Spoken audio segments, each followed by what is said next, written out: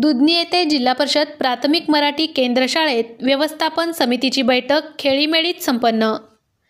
अक्कलकोट तालुक्यातील दुधनी येथील जिल्हा परिषद प्राथमिक मराठी केंद्र शाळेत शिक्षक व शाळा व्यवस्थापन समितीची बैठक खेळीमेळीत संपन्न झाली। या बैठकीच्या अध्यक्षस्थानी समितीचे अध्यक्ष गोरखनाथ दोडमनी हे होते। या बैठकीचे प्रास्ताविक प्रभारी मुख्याध्यापक श्रीशैल मलगन यांनी केले। यावर्षी नूतन मुख्याध्यापक म्हणून जिल्हा परिषद मराठी शाळेला मधुकर गाडे यांची नियुक्ती झाल्याने त्यांचा सत्कार करण्यात आला। सत्काराला उत्तर देताना मधुकर गाडे यांनी शाळेची पटसंख्या व विद्यार्थ्यांचा गुणवत्ता वाढवण्यासाठी प्रयत्न करणार असल्याचे सांगितले। सदर बैठकीत 2025 ते 2026 या चालू वर्षात शाळा सुरूची पूर्वतयारी, विद्यार्थी गणवेश, शैक्षणिक गुणवत्ता, वृक्षारोपण, पोषण आहार या विषयांवर चर्चा झाली।